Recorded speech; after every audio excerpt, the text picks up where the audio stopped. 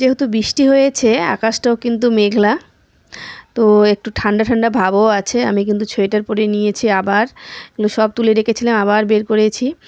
আর দেখতে পাচ্ছেন এটা হচ্ছে আমার গোলমরিচ গাছ, সুন্দর গোলমরিচও ধরেছে। তো এখন কি করব, আমি 2-3টে চারা তৈরি করে নেব। আমার যার বৌদির কাছ থেকে চারাগুলো নিয়ে এসেছিলাম, নিয়ে এসে বসানো হয়েছিল। তা এখন কি করব, বৌদিকে আবার দিতে হবে, কারণ বৌদির চারাগুলো নষ্ট হয়ে গেছে। বৌদির মামা দিয়েছিল চারাগুলো, তো আমাকে দিয়েছিল, আমার তো বেঁচে গেছে, কিন্তু বৌদির যে চারাগুলো লাগিয়েছে ওগুলো মারা গেছে।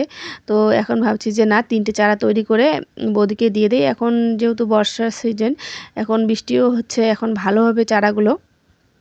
তো আমি 3টা নিয়ে নেব, আর এখান থেকে যেখানে শিকড় বের হয়েছে তো সেখান থেকেই কেটে নেব। কেটে নিয়ে শিকড়ের জায়গাগুলো বসিয়ে দিলে তাড়াতাড়ি শিকড়টা জল পেলে বের হয়ে আসবে। তো আমি আগার দিকে এই যে 3টা নিয়ে নিলাম, তো এই 3টা কিন্তু বসিয়ে দেব। আর এই যে বালু মাটির মধ্যে আমি এই ডালগুলো বসিয়ে দেব। আর এই প্যাকেটগুলো হচ্ছে দুধের প্যাকেট। আমি কি করি, দুধ নিয়ে আসলে দুধের প্যাকেটগুলো ফেলি না, দুধের প্যাকেটগুলো ধুয়ে ভালো করে কিন্তু রেখে দেই। এই আমার গ্রো ব্যাগের কাজ করে।